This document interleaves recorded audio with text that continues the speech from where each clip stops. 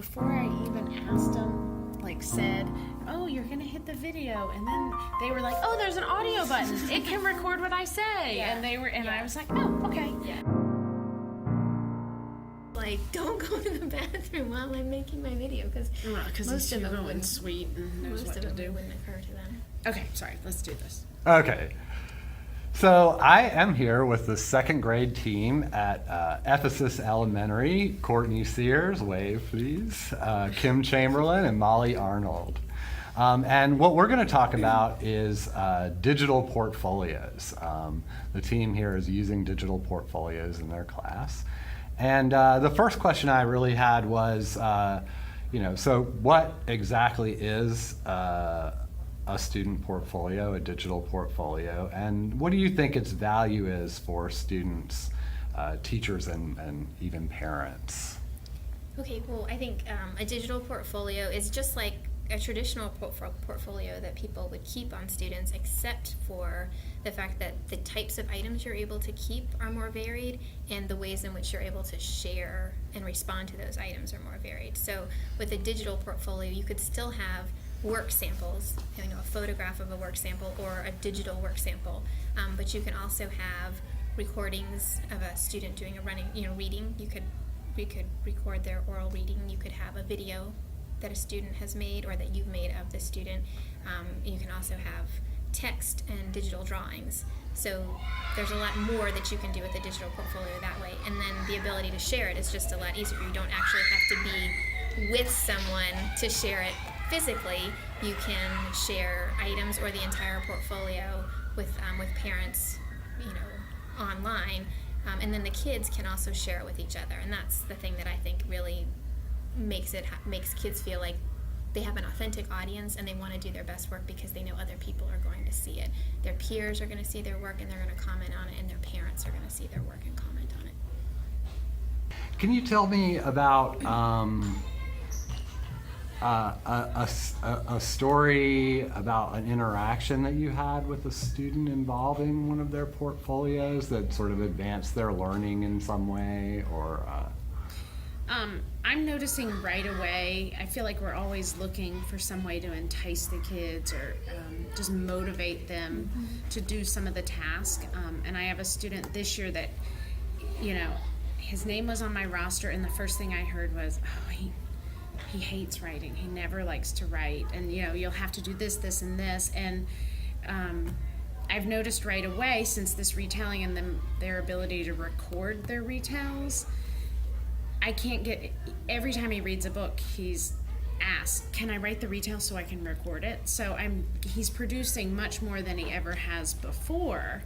And because he knows I have to approve the writing and then the recording, the silliness is going away in the recording, and the thoughtfulness is showing up in the writing. So the audience, immediately in a week I'm seeing him grow. And of course there's always areas for improvement, but just his participation in the process is huge. Yeah. So can you talk about maybe how you're using these portfolios with parents? I know that two of you are a week into it, but maybe your plans for using it with parents, or the ways that you've used the portfolios with parents in the past.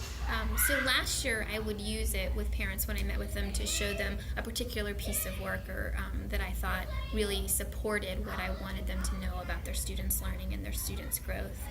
But the time that I used it that had the biggest impact was with a special needs student who was pushing into my classroom for reading workshop. And that student was working on retelling stories, and I think that in her case it was often hard for her mom to see growth based on the state reading assessment that we do, because the student had a severe language impairment, and the growth didn't always get measured by the tool that the state was using.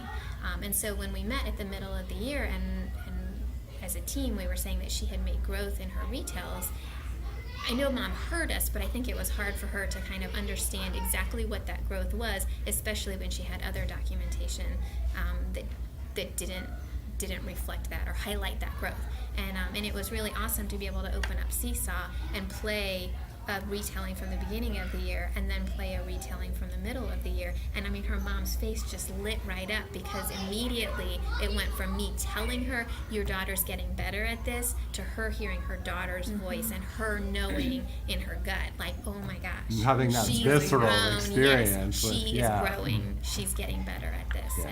And that was just, I mean, that's a gift to give to a parent, you know, sure, when they can, yeah. they can see the success of their child in school.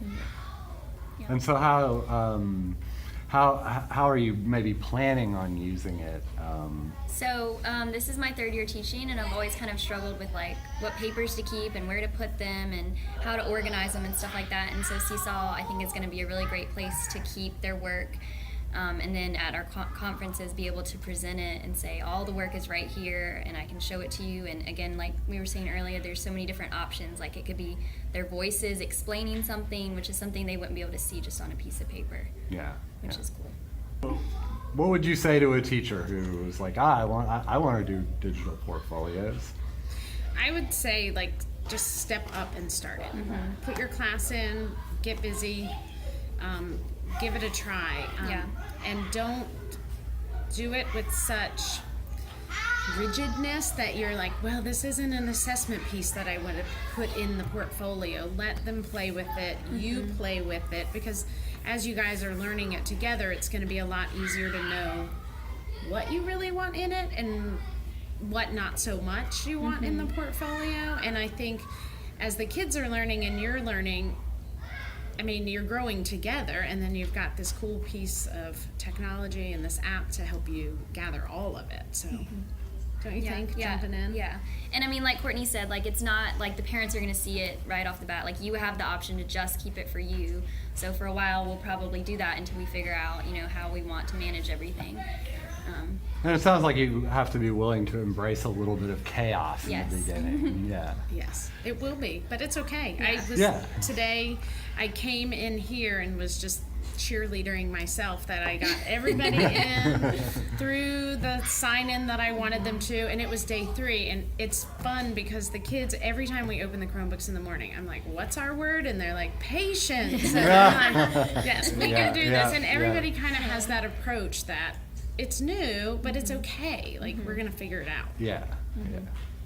Oh, and I was just going to say the other thing about the digital portfolio is that, right, the way that we're using it, we're really not just using it as a repository for things kids have done, but they're actually creating work through the digital portfolio tool. Right. And so that, I think, is a really nice thing, that we can have them working on a project in the portfolio tool, and they don't have to upload, they don't have to share, they don't have to link. They can do all of those things, so Yeah. they could create something someplace else, but they're working right there in that portfolio, and that just makes it super easy for the kids and the teachers to be successful.